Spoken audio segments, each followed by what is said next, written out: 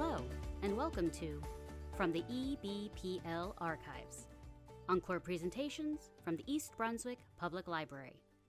I am your host, Melissa Hosick. This event was presented as part of our Just for the Health of It initiative. Just for the Health of It is a proprietary health literacy program developed by the East Brunswick Public Library to promote health literacy in Middlesex County. To learn more, visit justforthehealthofit.org. Now, enjoy the program. Welcome, and thank you for joining us this afternoon for today's Lunch and Learn with the Doctor on autism through the lifespan. My name is Kathy Churn, and I'm a consumer health librarian at East Brunswick Public Library. Today's program is brought to you by St. Peter's University Hospital and the library's Just for the Health of It initiative to promote community health and wellness. Our speaker today is Dr. Mary Merola, Fellow of the American Academy of Pediatrics and Chief of the Division of Developmental Pediatrics at the Children's Hospital at St. Peter's University Hospital. Please be aware that this talk is being recorded. Please keep your microphones muted and your webcams off. The recording will be available at ebpl.org/YouTube. If you have any questions, please type them into the chat box. Our speaker will answer questions at the end of the talk.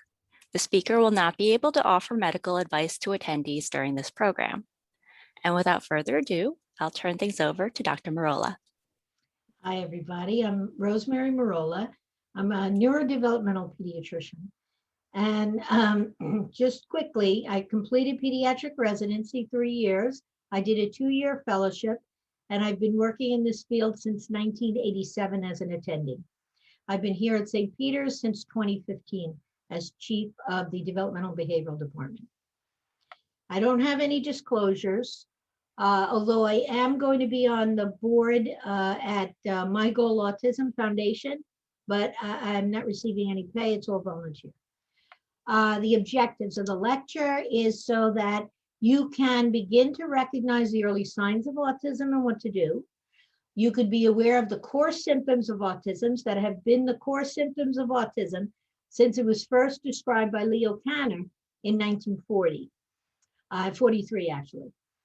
I want you to be aware of some of the treatment options at different age groups, and I'm giving you in summary, some resources to use for diagnosis and intervention. As I said, Leo Kanner was a psychiatrist. 1943, he was the first to describe 11 children that he saw with similar characteristics: low functioning abilities, severe social isolation or withdrawal, poor communication skills, and repetitive behaviors. He felt it was attachment issues, at the time, that's where everything was in psychological terms at that point. And his autistic description referred primarily to the severely affected individuals with those symptoms that met those core groups of symptoms above. It was considered rare, 1 in 12,000, 12,500 children. Hans Asperger described a similar syndrome to autism, but with a different level of impairment. It was later termed Asperger syndrome after Hans Asperger. And these children had the core symptoms of autism, but they had much higher intellectual potential. Lorna Wing, a psychiatrist, in 1995 described the difficulties that these children experienced as a triad of impairments, and that helped explain the complex pattern of behaviors that they saw. Her model recognized how behavior, thinking, and learning could be influenced by problems in communication, socialization, and those with rigidity or limited flexibility in imagination. This model is what helped us to understand autism spectrum from its inception to the present time. Now, how do we make the diagnosis? We use something called the Diagnostic and Statistical Manual by the American Psychiatric Association. The first manual came out in 1980, And now its edition is the 5th edition with some multiple revisions in between. And that came out in 2015. The most current edition changed the name from what you might have heard as pervasive developmental disorder, that was in the DSM-4, to autistic spectrum disorder in the DSM-5, 5th edition. Pervasive developmental disorder didn't allow for all diagnoses to be recognized as autism. It was mild, moderate, pervasive developmental disorder not otherwise specified, which was more atypical, and not otherwise specified, also incorporated Asperger's syndrome in it. The problem with that was that 14 states, because they didn't have the numbers of kids in that atypical category, an Asperger category, they didn't have the numbers, they didn't recognize it as autism spectrum and did not deliver services.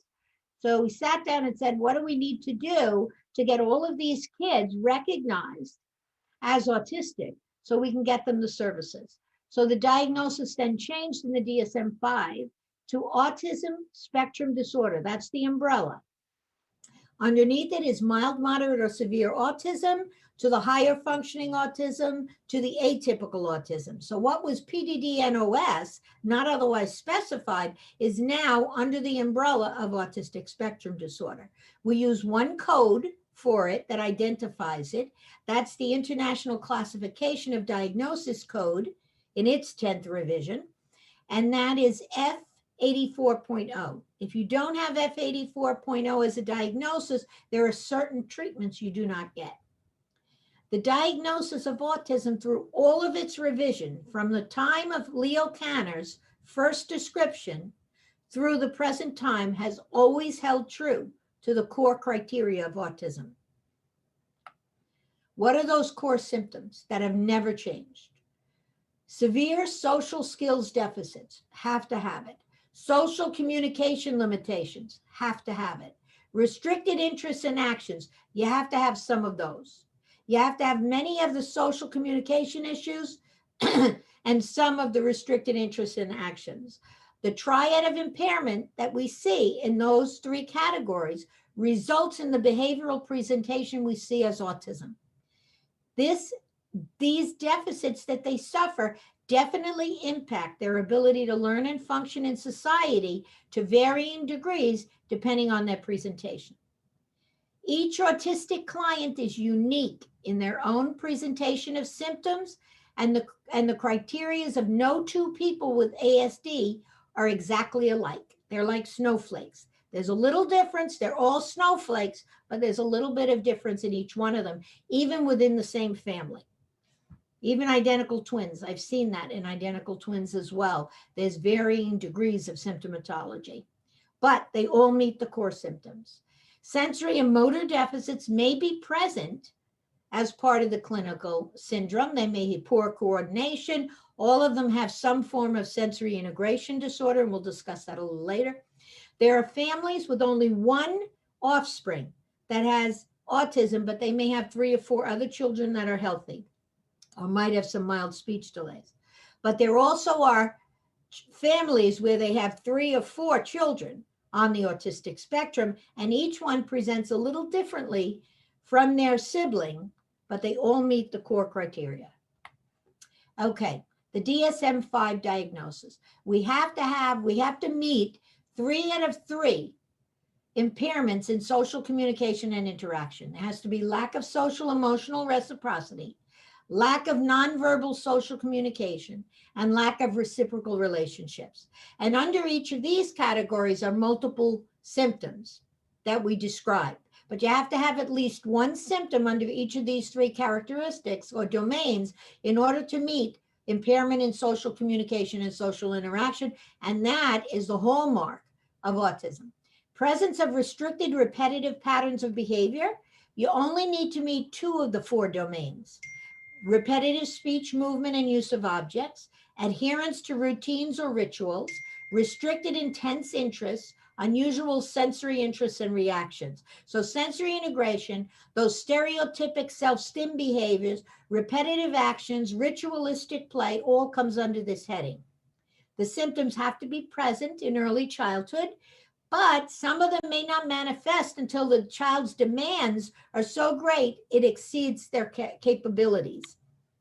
So I tell parents, the child doesn't have the stereotypic self-stim right now. They may be young or in early intervention, but when we start making more demands, that self-stim comes out because that's their comfort zone. They resort to the self-stim to regroup and find themselves in an environment that's over challenging for them.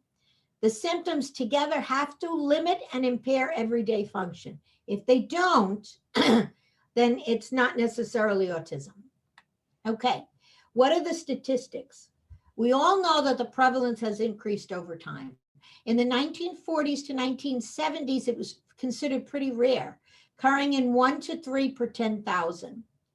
I remember it wasn't until the 90s that I really started seeing more of the children, but I also changed jobs at that time. So the children that were being referred might have been a little bit different as well. In the 1980s and 90s, the prevalence went up from 1 to 3 per 10,000 to 4 to 8 per 10,000. That was based in industrialized countries on the ICD-10, International Classification of Diseases, and DSM classification at the time. The most recent studies in industrialized countries of North America, Europe, and some areas of Asia estimate the prevalence in the 21st century worldwide to be 2 to 4 per 1,000. In the United States, we use Autism and Developmental Disabilities Monitoring Network.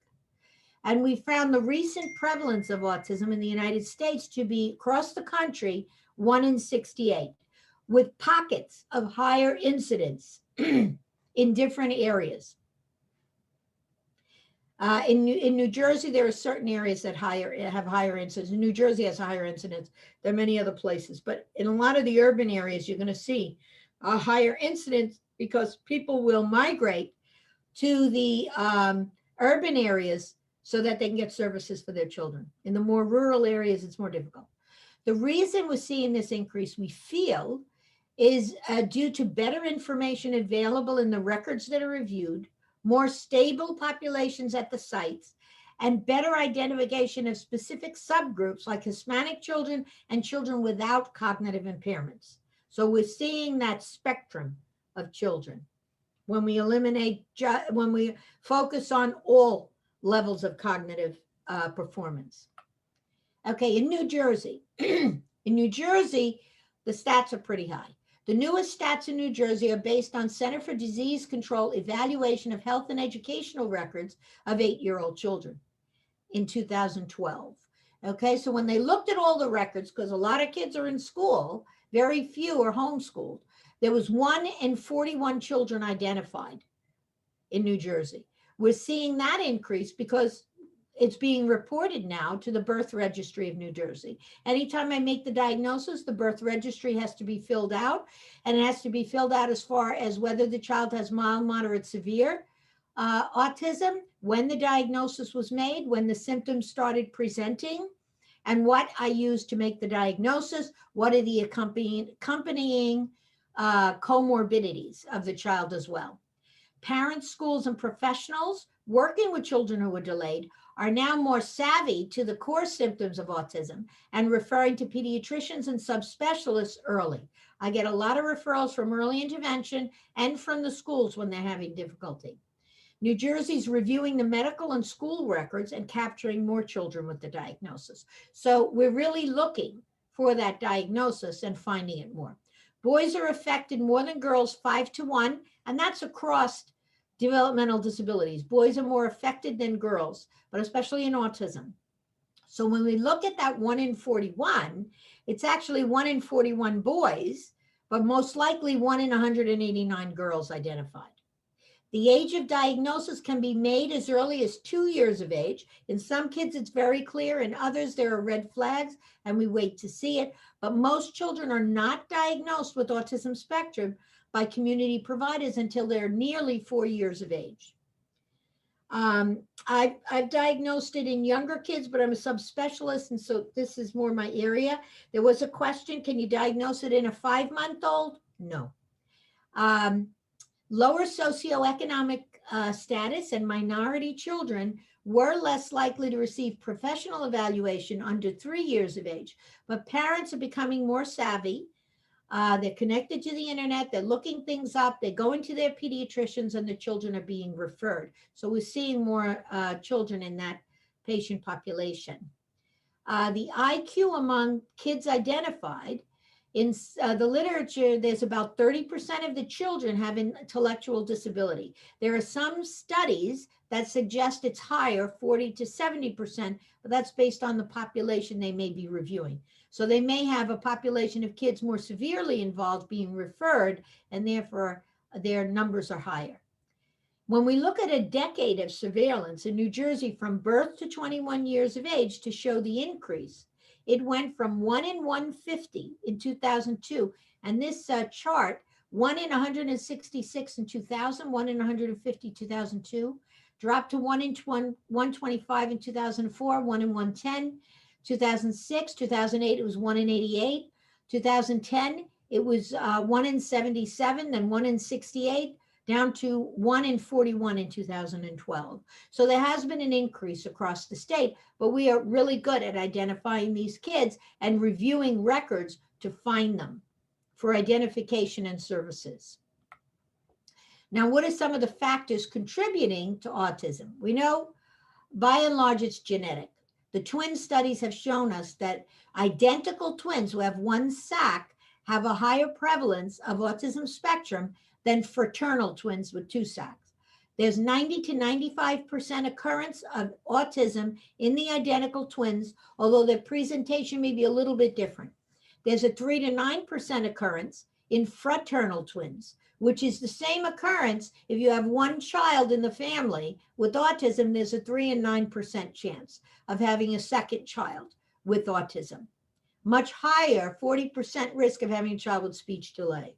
We can identify genetic mutations in about 10 or 15% of the children with autism. And as technology improves, we expect to identify more. There are about 7 to 20 genes on the genome that produce the symptom presentation of autism. And as I said, there's a 3.9% recurrence rate in families when there's one member.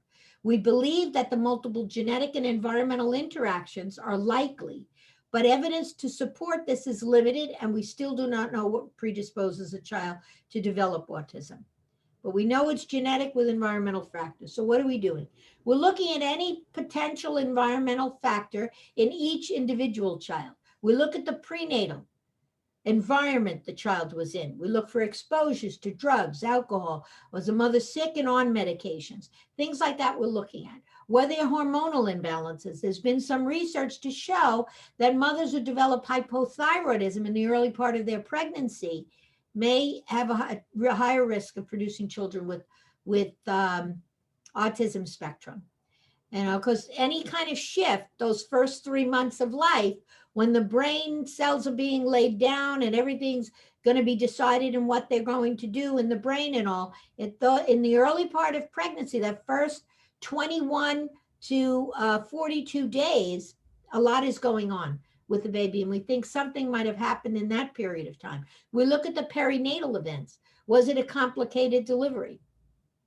We're looking at all of that as well. Some of the studies show higher incidence in premature infants, but they're born early.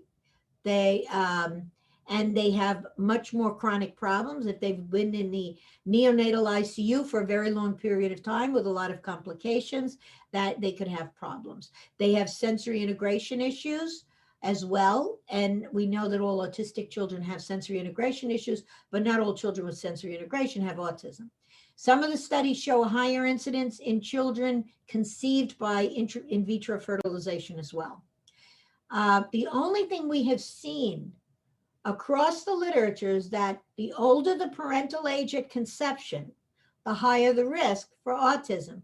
But when we look at the actual numbers, it only accounts for 0.5% of the cases of autism. Socioeconomic status, this is one condition, like developmental delays across the board, happen at a higher risk in lower socioeconomic groups, but there's a higher risk for autism in the higher socioeconomic groups. Okay, we studied many of the factors that could be implicated in the cause of autism in particular patients, but have not found any factors that explain the overall increase over time. We take careful histories in all of the children diagnosed with any developmental delay, and especially autism, might place the child at risk for it. We check the genetics in all of the children diagnosed with autism. I do 3 specific genetic tests, Fragile X, I do just regular chromosomes, and then I do a special chromosome looking for tiny micro deletions and duplications. When I find something, the child goes to the geneticist, and the geneticist then looks at what I found that might be abnormal and decides what further tests need to be done. We're gatherers of information because we want to find out the cause and then try to prevent that cause if we can. We still don't know what predisposes children to develop autism, though. With all the research that we have, there's nothing specific. Vaccines over and over have been tested in our literature and have not been found to be the cause of autism. Okay, what are the early signs? If you look at the brain that's up there in the right-hand corner, that little green spot is the amygdala. In the amygdala, joint attention occurs. This joint attention develops between birth and 2 years. When you have lack of joint attention, that's one of the red flags of autism. In the picture on top, mommy and child are looking at each other. There's attention to each other. That begins around 4 or 5 months of age when the baby's feeding at the breast or being fed by bottle by the mother, and mommy's talking to the baby. There's eye contact, there's connectivity. The child is staring at the mother. By 2 months, starts smiling at mommy and developing more joint attention. Not turning to name, big red flag.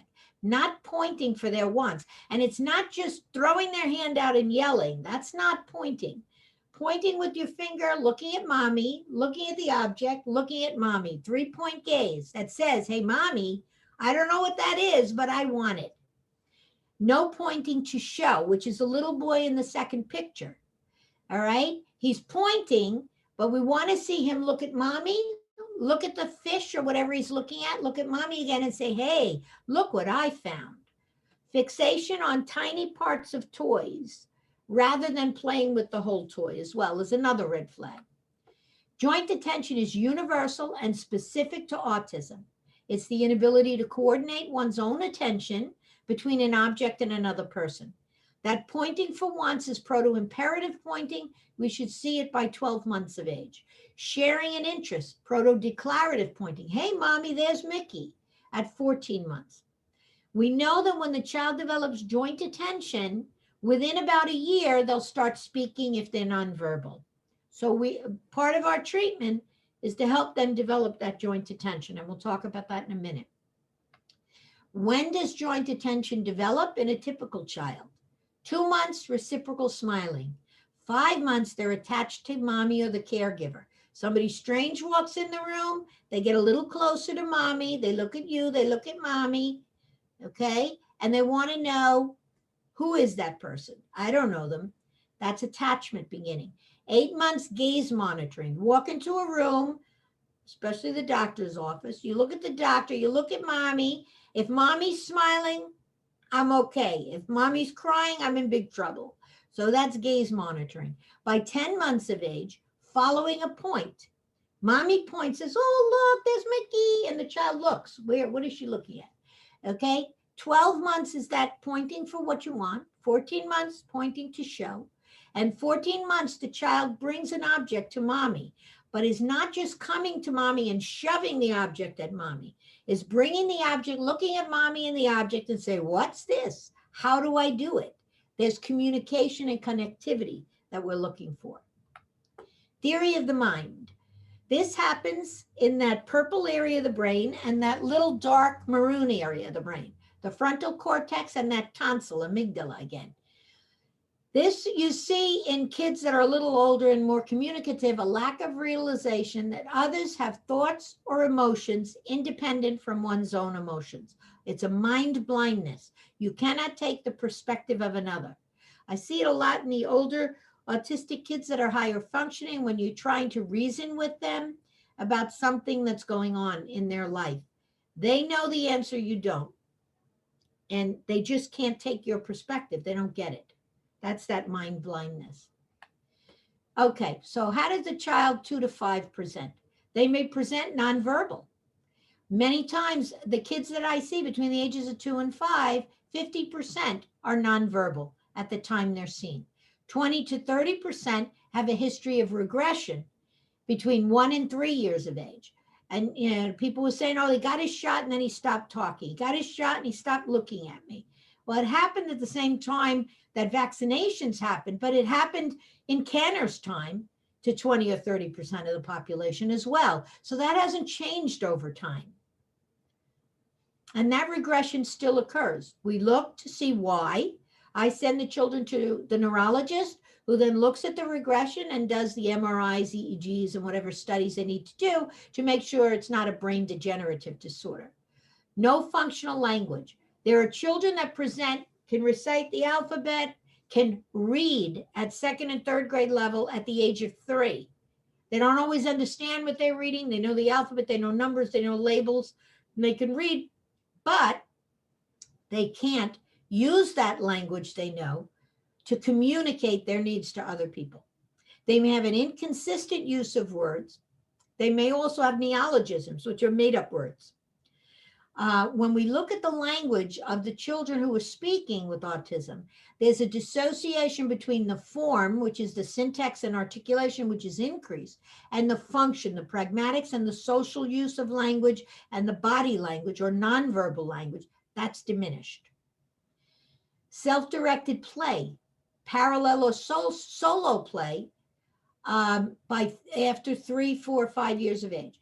Children will parallel play or solo play at 2 years of age with the emergence of some pretend. They'll go and they'll make you a plastic sandwich and give it to you. They'll feed the dolly at 2. By 3, their pretend advances to more of a symbolic play between 3 and 4. They can take a stick and make it a magic wand, all right? And they want to play with other children by 3. By 4, there's role play. I'm Superman, you're Batman. All right, I'm this Ninja Turtle, you're that one. They're not interested in peers or their environment between 2 and 5. They're focused on the small parts of objects like spinning the wheels, spinning themselves. They may have a hard comfort item, walks around with a string or a rock or a car or a stick, and he has to have it in his hand wherever he goes. They may join into play if the peers are doing what they want, many times running and chasing games, but they don't interact. They may sit next to the child who's building with blocks, and they're building with blocks, but don't touch their blocks and don't rearrange what they did. Okay? They may have repetitive actions, toe walking, running in circles, spinning themselves or objects, lunging back and forth. That's in the lower functioning kids, where the front top of their body precedes the bottom part of their body as they run. They may have rigidity, obsessive compulsive repetition, or ritualistic play. They line the toys up. You misalign it, they have a meltdown. They're sorting by color. You mix the colors, they have a meltdown. Restricted interests. Some of the kids may be interested in cars, dinosaurs, Legos, letters and numbers. Letters and numbers are pretty popular. But I think they watch a lot of technology and they're memorizers. So they fixate on letters and numbers. You try to get them to do something else, they bring the letters and numbers back in. Some of the higher functioning kids maybe have a fascination with cars. I had one child who knew the make and model of every car ever made. He knew every dinosaur. So they can have amazing memories for facts, but they can't always use the words that they know to interact with others. They may have repetitive speech, echolalia.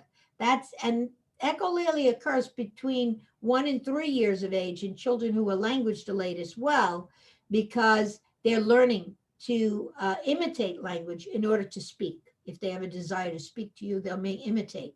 But in autistic kids, the echolalia is very specific. You say, come here, they say, come here. You say, what's your name? They say, what's your name?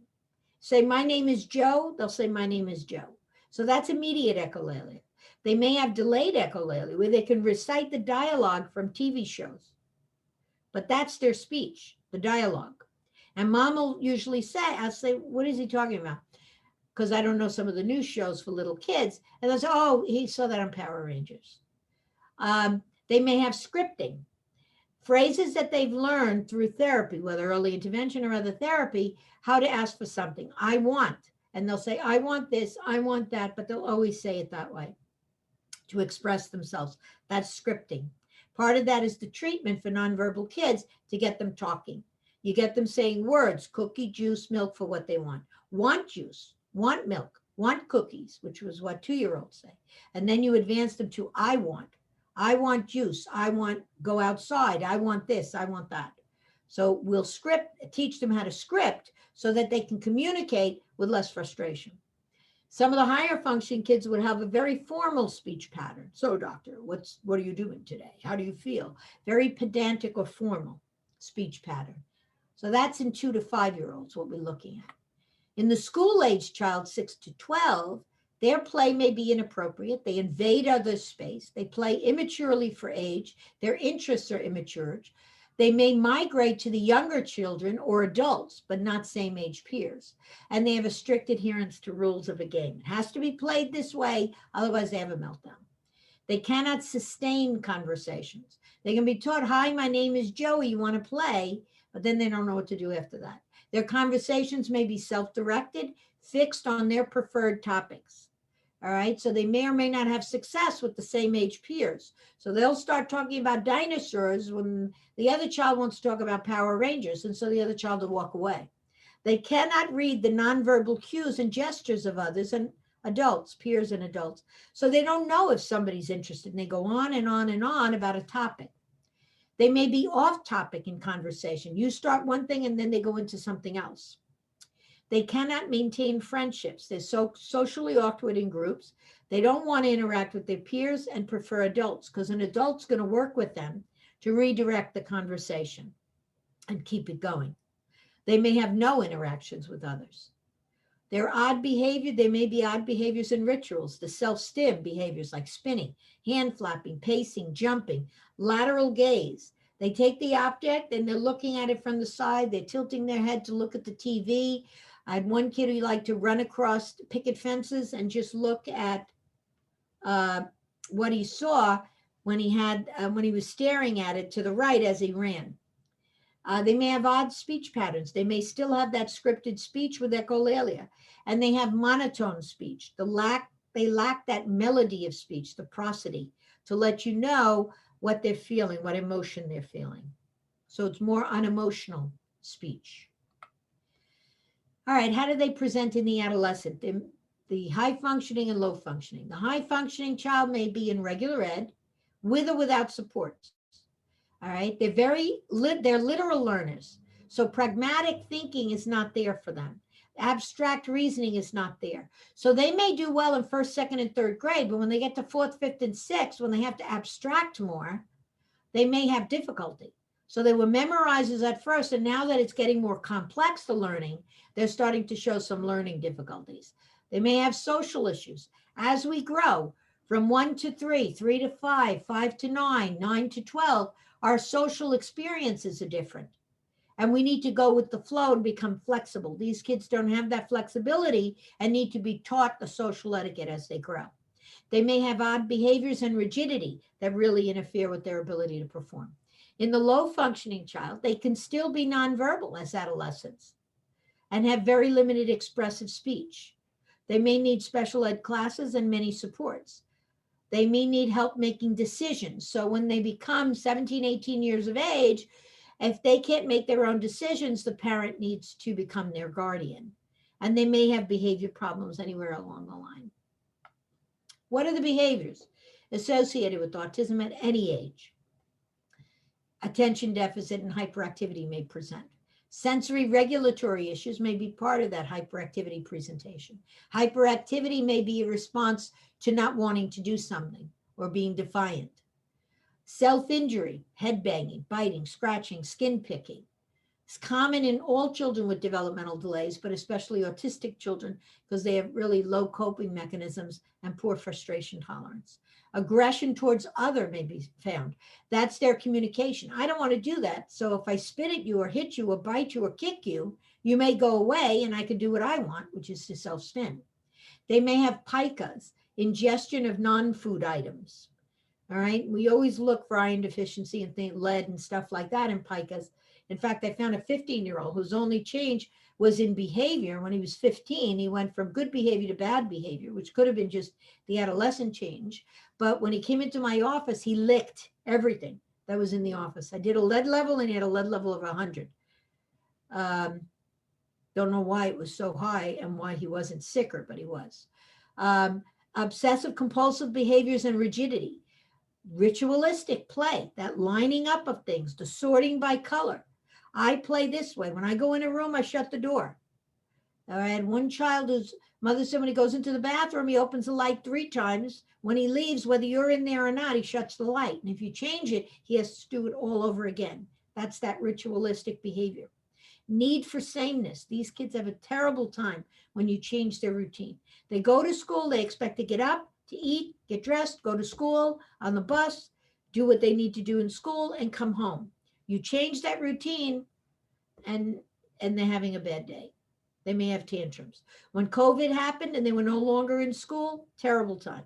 A lot of these kids in August, even if they have summer programs, in August, the lower functioning autistic kids don't have class. So we tell the parents, you got to have activities for them, because when they go from a structured class to home, they have that need for the sameness and they don't have it.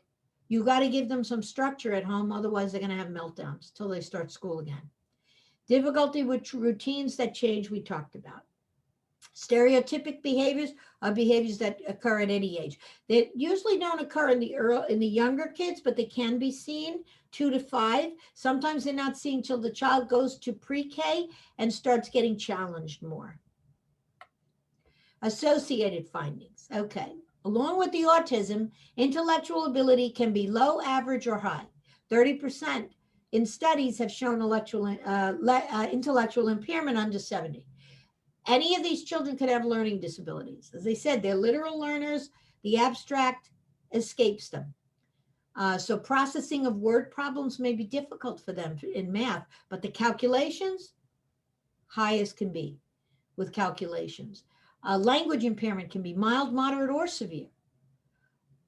The language impairment may give rise to behavior problems when they can't express their needs. So sometimes the early treatment is to teach them how to say stop, all done, I want, and give me, so that they can communicate something and not get frustrated. They may have precocious high functioning autism, which may make the diagnosis more difficult if they're not having a lot of social issues. If they're, going with the flow, they're more flexible. They may look like they're socially interacting more. So you may have to look at videos to see that component of it, and it may not be picked up until later. Genetic findings.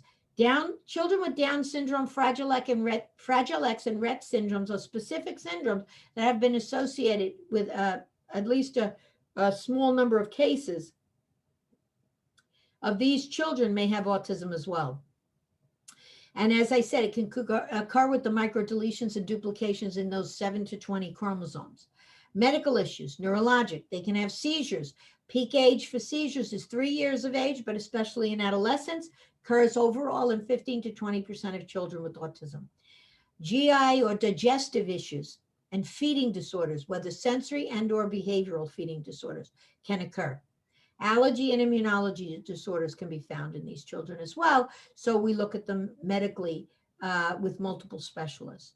Psychiatric conditions, anxiety high on the list, ADHD high on the list for these kids to be comorbid or secondary to their limitations. Depression can occur, especially in the higher functioning kids, if they haven't had success socially.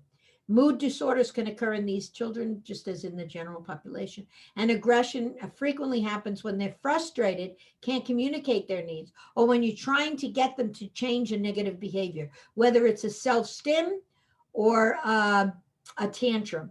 it may lead to aggression as well. So how do we intervene? Through the lifespan, any one of these therapies will be needed. ABA, definitely needed early on, especially if the child's nonverbal with severe social issues and low functioning. Applied behavioral analysis, and I've given you a handout, is a behavioral approach to promoting attention, focus, joint attention, body language use, and communication skills. Speech therapy. All of the kids require speech therapy at some point. Occupational therapy depends on the sensory and motor needs that they have, but at least early on they'll need it. Physical therapy, if they have low muscle tone and gross motor needs, they'll need it. Life skills training is something that we do as parents, teaching our kids to get dressed, feed themselves, dress themselves, wash and dry their hands, take a bath, use the toilet. Those are all the life skills. So we do that naturally. Those kids that have a lot more difficulty with that will require life skills training. The ABA therapist would do that early on. They do it later on as well. Social skills training is needed throughout life for these kids. They'll have social issues as they grow, especially in middle school, which is the most social time in anyone's life, and typical kids have issues with it. So atypical kids are also. Vocational training happens when they're older in high school, and we'll talk about that later. They all require individualized educational plans.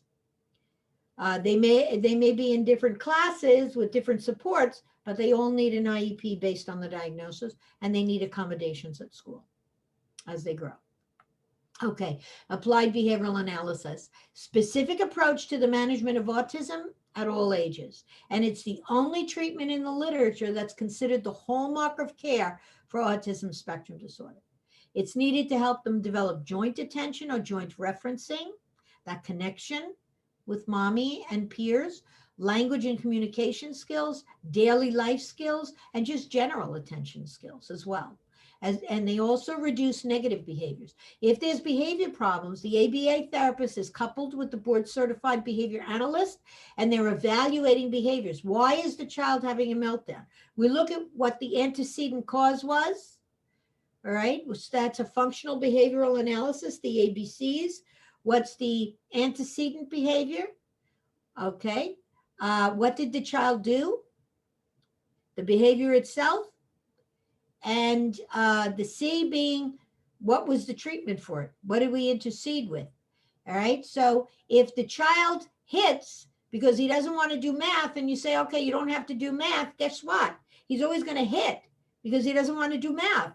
So we need to know the cause of that and develop a plan of action to get around it, because otherwise they would never progress. Parent training is part of ABA. And the reason for that is consistency. If we're doing something in school and in ABA, you need to be doing it the same way at home. There's less confusion for the child, and the outcome is better. It promotes language and learning much better because there's lack of confusion, there's consistency and structure in all domains, whether it's at home, at school, or play. Okay, speech therapy and social skills. When a child has significant speech deficit, they're going to be at risk for social skill deficits, especially the autistic child who has that social communication problem. Hearing tests are done by pediatric audiologists as part of the workup. I want to know, does the child hear all of the speech sounds they need to hear? Or is that compromising their ability to express themselves? Speech on an individual basis is delivered in the nonverbal child or the child with significant receptive language deficits. Speech groups are used at school and privately to develop the social skills, communication skills they need, to help them make and sustain conversations, to have reciprocal language interaction, to learn how to read gestural cues. You need to know if Johnny Jones is interested in what you're saying. If not, maybe we need to say to Johnny, what would you like to talk about? And then you can begin a conversation. To learn how to navigate play, deal with conflicts without having a meltdown, or deal with conflicts without being aggressive. The social skills groups in most places begin around 7 to 9 years of age to help the child develop social etiquette that's needed to engage successfully with peers.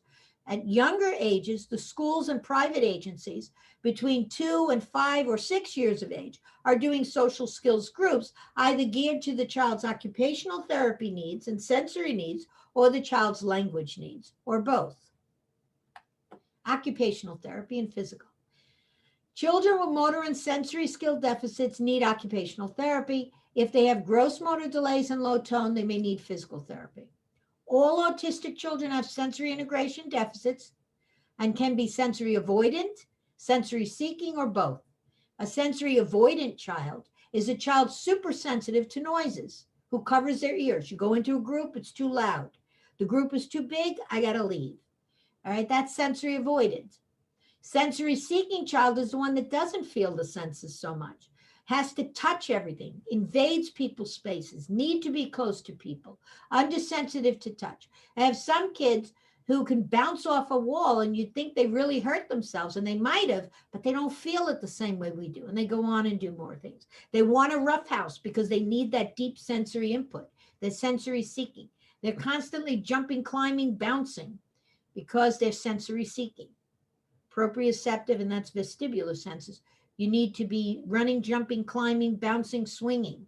So we feed that sense to help them regulate their senses and get their little computer that's offline because of the sensory integration issues back online so they can learn. Many autistic kids have fine motor and gross motor coordination issues or low muscle tone, hence the need for OT and PT. And if you look at that picture that I have there, when an occupational therapist is doing sensory motor therapy, they're also addressing the child's social and behavioral needs by helping them deal with their sensory abnormalities and motor abnormalities. So resulting in better performance, more success, less negative behaviors. Feeding disorders can occur. I have some kids with feeding disorders and some that do just fine. The feeding disorder can be behavioral with sensory issues, can be sensory alone. When it's a sensory feeding therapy, a speech feeding therapist can deal with that. If it's behavioral feeding with and without sensory issues, then you need a team approach, a psychologist, speech therapist to make sure the motor skills are there and they're not gagging because they can't move the food and they're not chewing it well, an occupational therapist to deal with the sensory issues that may be impacting feeding. Gastrointestinal disorders, most common, food allergies, can be treated by a gastroenterologist or an allergy immunologist. Elimination disorders, a lot of these sensory kids are hard to toilet train. They'll urinate on the toilet, but when it comes to stool, when you sit on the toilet, the sensation you have in the rectum is intense. It's a lot easier to stand up and stool than it is to sit on the toilet because the sensation is too great for them. So we do positive reinforcement behavioral therapy to get them to sit on the potty. They get rewards when they sit on the potty for a period of time. They get an absolute reward when they have a bowel movement. We keep the bowel soft and ready to go. Sometimes we have to use medications as well to calm them down. Okay, psychiatric problems associated with autism. We discussed some of it. ADHD, high on the list, anxiety and obsessive compulsive rigidity can be present. You need behavioral support with a behavioral therapist, working with the parents on changing behavior, and sometimes medication. Depression can occur in the high functioning kids who don't have success making friends or being teased or bullied. Sometimes you won't know they're being bullied because they don't know how to express it to you. So you need to be aware to check that as well. And the child needs to have a protocol to follow if they're being bullied, because it's not going to get any better unless they have a protocol and someone to stand up for them. Aggression to self and others. Oh, the other thing for bullying that I usually recommend for these kids, if they can handle it, is martial arts. When a child practices martial arts, they are more self-assured in the way they carry themselves, and they're less likely to be bullied. So I push martial arts for these kids. We push mindfulness, little picture in the corner, and anything that relaxes them. Play outside, exercise, exercise, exercise, exercise. The more they exercise, run, jump, climb, swing, bounce, the happier they are. The better they eat, the better they sleep, and the less stressed they are. Aggression to self and others can occur in children, especially when they can't communicate their needs. when their preferred vocalizations or actions are challenged by the clinicians and parents, they'll require a behavioral plan with possible medications. Early identification. The brain is plastic, we know it. Early identification and intervention in any developmental delay has a better outcome. The plasticity of the brain to develop and recoup new skills is found throughout life, but most significantly in those first 5 years. Autism spectrum can present with different needs through the lifespan, requires pediatric and developmental follow-up, and all medical, neurological, behavioral intercessions. Rehabilitation is a combination of medical, educational, and behavioral support through the lifespan. Why is it important? Early diagnosis allows the infant and child to begin rehab, education, medical, and behavioral supports, allows the family to become an integral part of the team. If we're doing one thing and the family's doing something else, we're not going to succeed so quickly. Parents have to be taught what we're doing. It can prevent the development of negative behaviors like anger and frustration and aggression when the child becomes frustrated.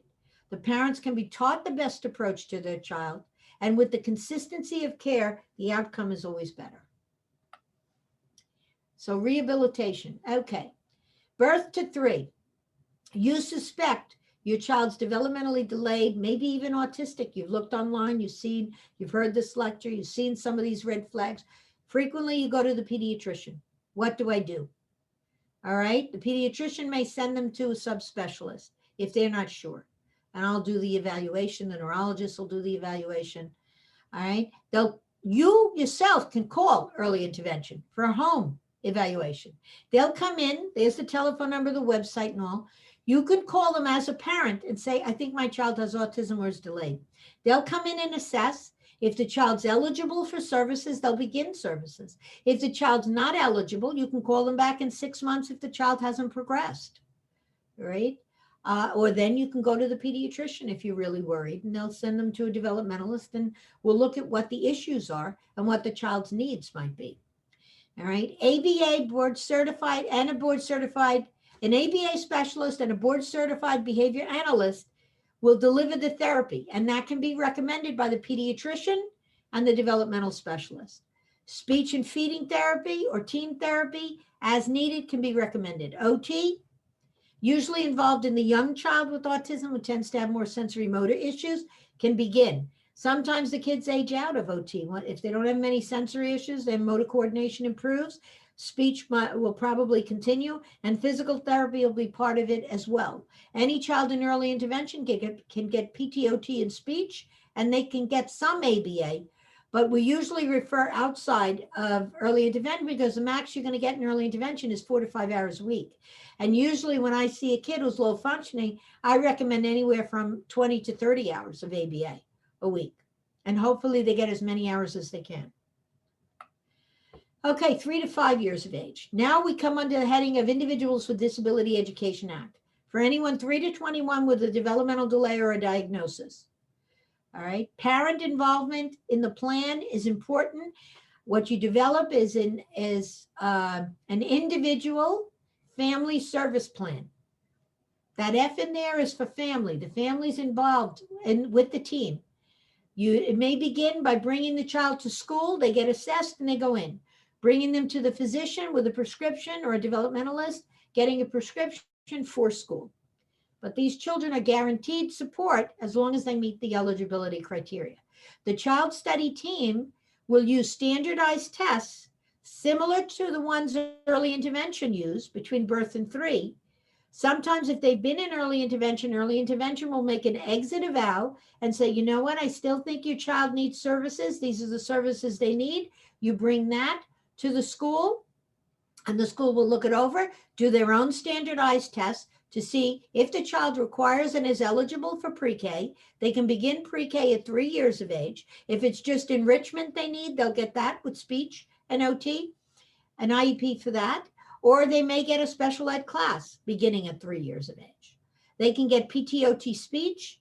Feeding therapies sometimes happen in school, sometimes not. Many times that's private.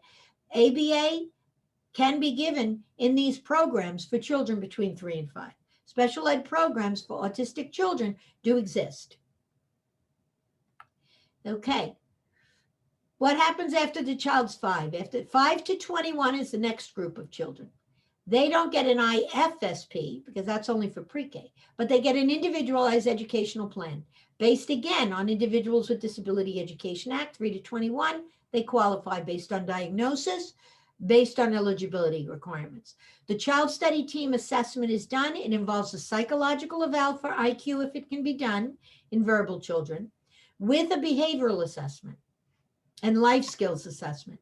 They do an educational assessment, that's academic testing, a social history to look at the factors that may be impacting on children, and they develop an individualized educational plan and an IEP with either OT, PT, speech. ABA can be part of it as well.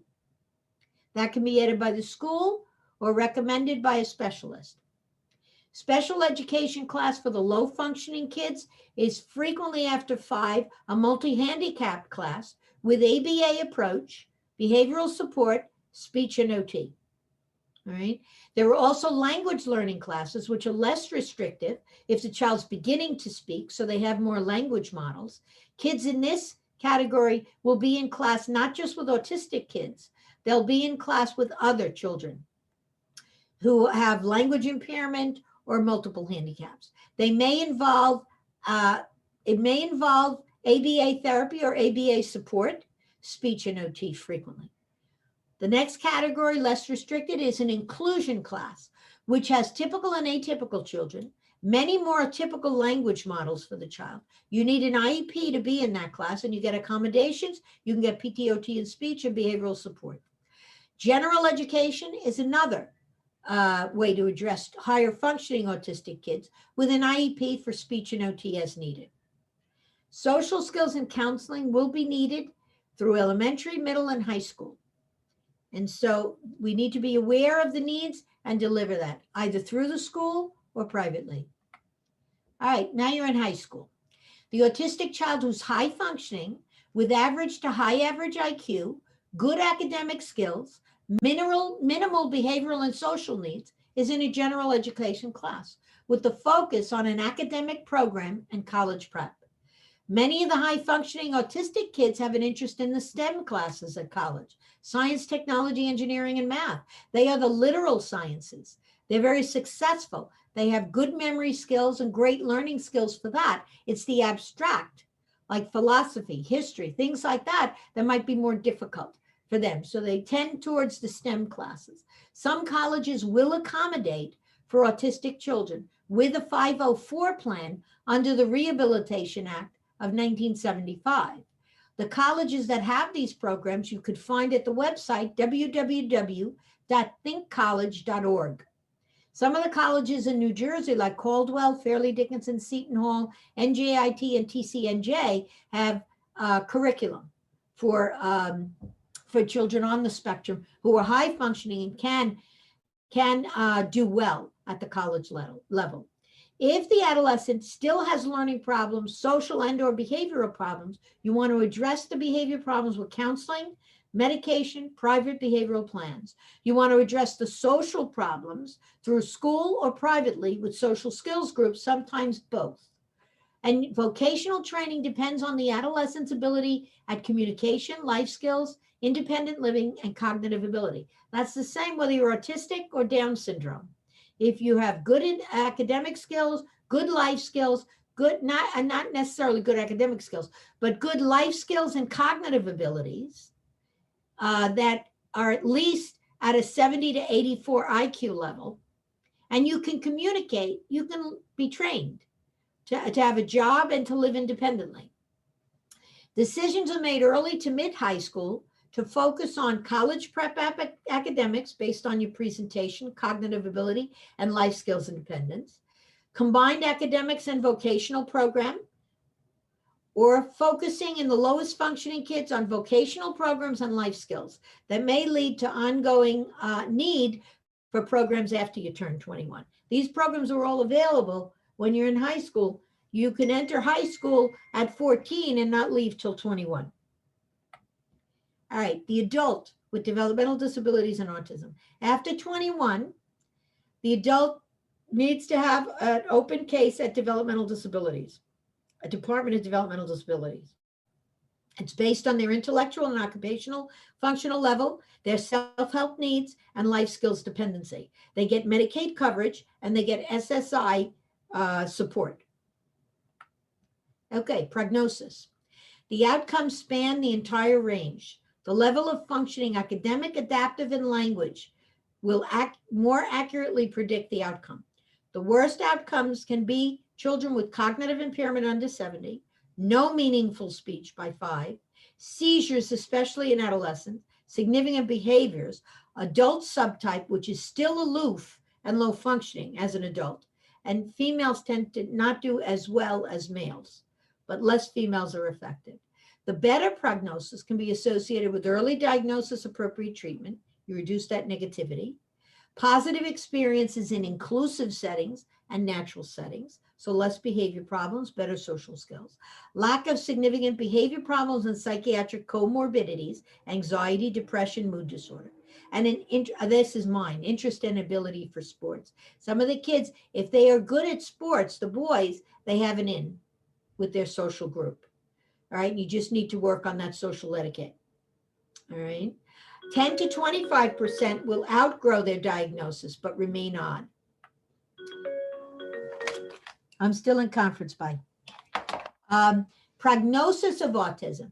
Better functional outcome of children and adolescents with autism is strongly related to IQ, and it has to be measured by formal testing, but not IQ alone. Okay, you can have an IQ of 70, but life skills good, communications good, and not too many social issues, and still become functional. All right, still work and still be independent. Children with early language and higher IQ skills tend to do better academically and have employment success. Children with lower IQs, under 70, tend to have a poorer outcome, especially if they have those behavior issues. But they can still make qualitative improvements with behaviorally based therapies.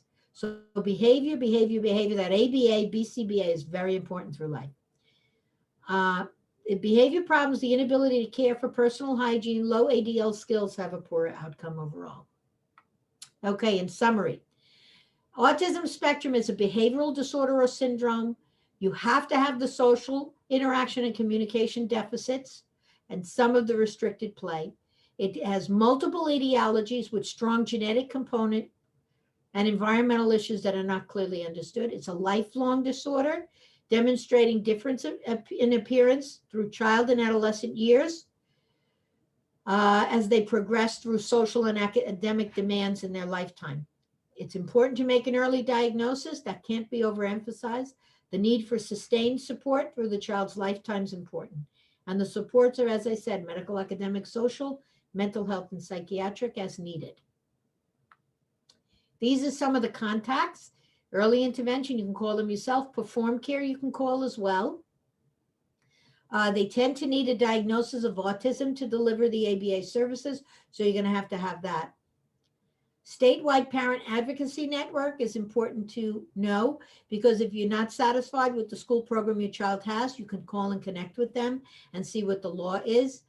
There are some children that are autistic, maybe low functioning, not getting the supports they need. You want to go through SPAN to be sure that your child gets the supports they need based on the Individuals with Disability Education Act. And these are some of the resources for New Jersey that I've given you. My Goal Autism Foundation, when I make the diagnosis, I refer the children there. One thing Dr. Kumaplay and her husband do, who run the program, is they do fantastic education for parents. Newly diagnosed, they have social workers that help you navigate the Perform Care and insurance network in order to get the services you need. So they do some great education, as well as fundraising, and they give money to parents in need to help fray the cost of private programs that they may want for their children. This is some other resources that I gathered through the years, and just in case you needed to know what the ribbon stands for, the puzzle reflects the mystery and complexity of autism. The colors and shapes represent the diversity of people and families with it. And the brightness of the ribbon signals hope through research and increasing awareness. Any questions? Okay, so Dr. Merola, I just wanted to check with you if you have time to answer questions because it's I 1:09. think I could do maybe 10 minutes. Okay, sure. Okay, so if anyone has any questions, please type them into the chat box. Somebody did mention incontinence. Children with autism can have incontinence of urine and stool, depending. I had one kid who was afraid of the bathroom for some reason, and now he holds his urine and stool, and he has soiling and incontinence, but he has the core symptoms of autism. Incontinence alone is not a symptom. So thank you, everyone. So that's it for questions. I'll send out the link to the recording for this presentation once it's uploaded, as well as Dr. Merola's handout and a copy of the presentation. So thank you, Dr. Merola, for taking the time to present on this topic. And the next talk in our series with St. Peter's University Hospital is called Asthma, Finding the E's in Your Wheeze on Friday, May 7th at 12 p.m. noon. So for more information about that program and to register, please go to ebpl.org/calendar. And thank you everyone for joining us for today's talk, and take care and stay safe. Thank you. Thank you, Dr. Merola. Bye-bye. Kathy. Bye. Thank you. Take care. Thank you for joining us for this week's Encore presentation. To join us for live programs or to learn more about the East Brunswick Public Library, visit our website at ebpl.org.